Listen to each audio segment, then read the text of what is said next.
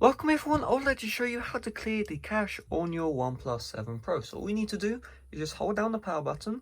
You may see Google Assistant, but just keep on holding it down until you see the options right here.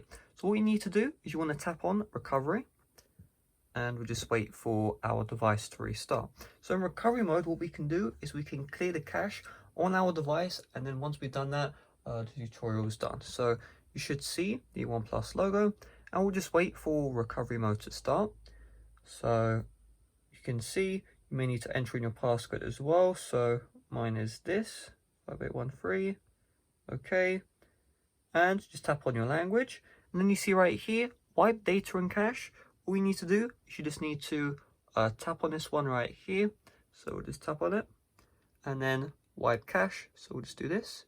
Cache will be wiped, continue, and then tap on yes, and then you can see the cache has just been wiped. So that's all you need to do. Just tap on reboot once you're done, and you should be rebooted back to the normal screen, and all of your cache on your OnePlus 7 Pro will be wiped. So hopefully this video helped you out. If it did, make sure to smash like, subscribe for brand new. See you guys later. Bye bye.